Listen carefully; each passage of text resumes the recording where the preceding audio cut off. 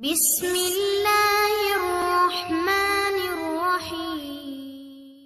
امام جعفر صادق رضی اللہ تعالی عنہ نے ارشاد فرمایا کہ حقیقی تقویٰ یہ ہے کہ اگر تو اپنے دل کو ایک برتن میں نکال کر بازار میں لے جائے اور جو کچھ بھی تیرے دل میں ہے تمام انسان اسے دیکھ لے تو اس میں ایک بھی ایسی چیز نہیں ہونی چاہیے جسے ظاہر کرتے ہوئے تجھے شرم محسوس ہو۔ خوشامد کرنے والے لوگ تیرے لیے تکبر کا بیج ہے۔ ایک بار امام اعظم ابو حنیفہ سے امام جعفر صادق نے پوچھا کہ عقل مند کسے کہتے ہیں؟ تو امام اعظم ابو حنیفہ نے فرمایا کہ عقل مند وہ ہے جو خیر و شر یعنی اچھائی اور برائی میں فرق کر سکے۔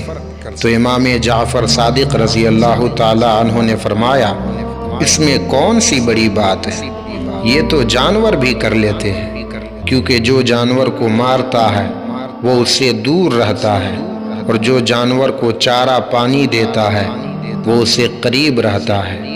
تو پھر امام اعظم ابو حنیفہ نے فرمایا آپ ہی بتا دیجئے کہ عقل مندی کیا ہے؟